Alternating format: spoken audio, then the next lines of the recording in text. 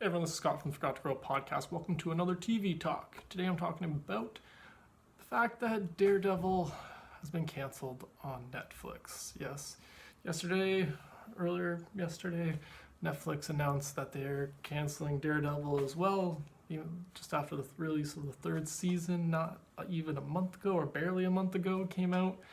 And yeah, now they've canceled it, and I can't say I'm too surprised. I've already made 2 videos about the fact that they canceled Iron Fist and Luke Cage already, and so I think a lot of people were prepared for this to happen.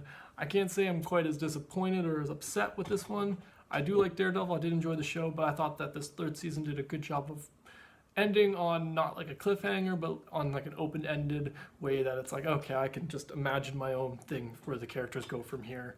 But the part I'm disappointed about is I don't know where these guys are going from now, because I was expecting to get some more. Are they going to end up on the Disney streaming service or not is the part I'm very curious about, because now it seems a little bit more like that's the thing that's pulling these things string as opposed to poor performance on Netflix. But that's also possible too. Netflix is very kind of hush-hush about certain things. They just say they cancel stuff. Sometimes they don't always give reasons. I think this one maybe the reason that it didn't have the same viewership in the first week that the last season had and that other seasons had, and I think that was their own fault for having canceled Iron Fist and Luke Cage within a month before the release of this of Daredevil, the third season of Daredevil. Like, nobody wanted to watch it because they didn't see the point. I think like no one was rushing to watch it because they're like, well, if you're gonna cancel it anyway after this season, like I'll get to it eventually. But like I watched it right away, but that's because that's how I am with these things, and I love them all. But I feel like Netflix kind of, they stifled their own selves. That's not the right word.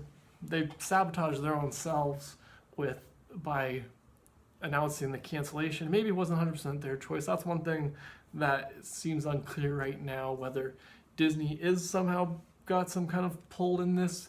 I don't know what the contract between them was. I felt like it was a little bit more open on Netflix's end, but I thought Netflix had a little more control. But it seems like that Disney/Marvel may have had the ability to just cancel those guys when they wanted to. So that part, I was just a little bit like, I was ready for this to happen, and I'm disappointed, like I said, because I did enjoy Daredevil. I'm not sure if it's my favorite one. I can't decide which of the shows of that are my favorite, but it was a good show, but they ended in a way that I can kind of live with that one's ending. The other two, I'm still more upset about Iron Fist and Luke Cage ending because they ended on such cliffhangers that I'm like, I need to know how those end. I need to know where that goes. I can't imagine my own ending for those. Daredevil, I can figure it out on my own.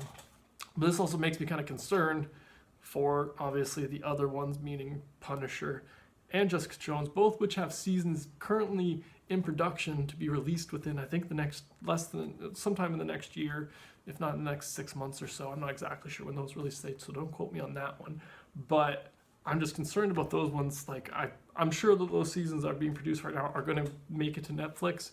My concern is that they're going to get canceled right after they release it, or even before they even release it, which I think will just hurt the viewership for those shows even more. And then obviously it's just a whole cycle. So I really do think that it's possible that Disney does have some kind of pull, and maybe they're going to be bringing these characters over to their streaming service. But I also find it seems kind of strange because they could have announced that. They've been announcing other shows that they're going to be doing on their streaming service, like a bunch of different stuff. So it'd be weird that they wouldn't just be like, yeah, we're taking those characters, we're bringing them over. And it's possible that they maybe want to recast them or something like that, but that seems like it'd be a weird move. It'd be the first time the MCU would have done that, like besides obviously the few kind of side characters, like, well, I guess Rhodey's not exactly a side character, but besides those couple obvious ones, same with the Hulk, I guess those aren't obvious side characters whatsoever. But besides those two, they haven't really done too many big retcons since obviously that was the first phase. That was the first 3 movies that they did that within. So since then they haven't done any kind of retcon like to that extent. So it'd be weird for them to like either have their own Daredevil show, like a new Daredevil.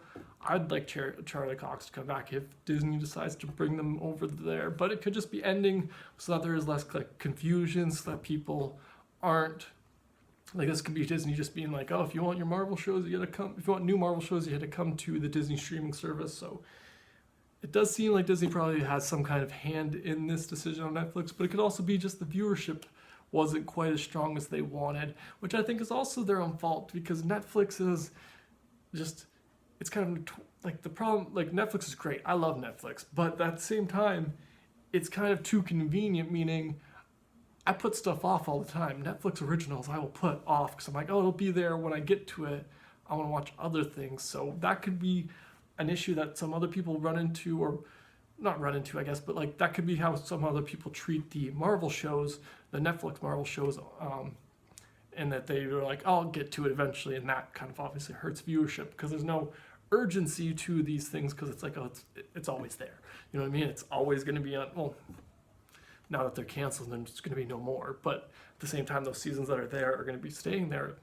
I'm pretty certain they're going to be staying there for the most part, but that's hard to say because I'm obviously not a Hollywood insider. I just only go by speculation off of other speculation, and I make my own stuff up. But yeah, that's the end of this TV talk. What do you guys think about the cancellation of Daredevil? Did it surprise you? Are you disappointed? Let me know in the comments below your guys' thoughts. Thanks again for joining me today, and have a good one.